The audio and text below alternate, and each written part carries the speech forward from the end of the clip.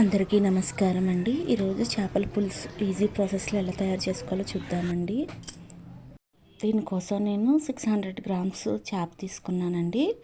ఒక స్పూన్ జీలకర్ర తీసుకోవాలండి, 2 స్పూన్లు ధనియాలు, ఒక మీడియం సైజ్ అంత చింతపండు, అలాగే 4 పచ్చిమిరపకాయలు, ఒక వెల్లుల్లిపాయ, అలాగే ఒక ఉల్లిపాయ, ఒక 2 ఇంచులు అల్లం తీసుకుని ధనియాలు, జీలకర్ర, అల్లం, వెల్లుల్లి, ఉల్లిపాయ మిక్సీ పట్టుకోవాలండి.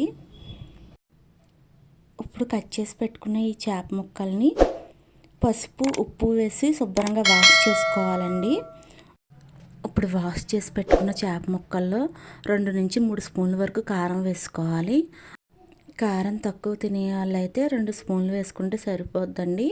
నేను ఇక్కడ 3 స్పూన్లు కారం వేస్తున్నాను. అలాగే ఒక స్పూన్ వరకు సాల్ట్ వేసుకోవాలండి.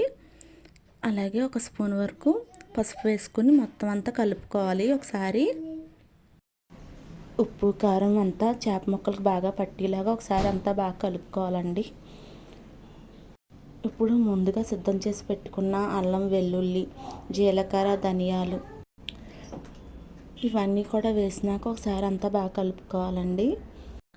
ఇప్పుడు ఈ చేప ముక్కల్ని ఒక 10 నిమిషాలు పక్కన పెట్టుకోవాలండి.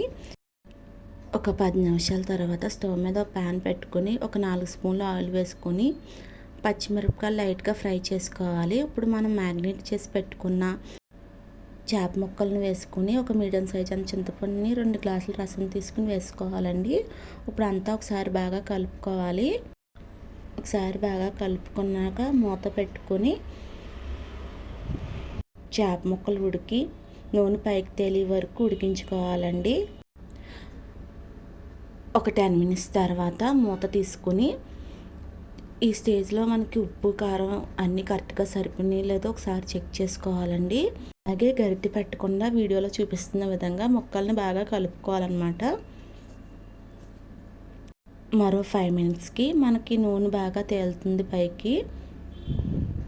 ఈ స్టేజ్లో కొంచెం కొత్తిమీర యాడ్ చేసుకుని స్టవ్ ఆఫ్ చేసుకుంటే, మీకు కనుక ఈ వీడియో నచ్చితే ప్లీజ్ లైక్ చేయండి, అలాగే షేర్ చేయండి, సబ్స్క్రైబ్ చేసుకోండి. Thank you for watching.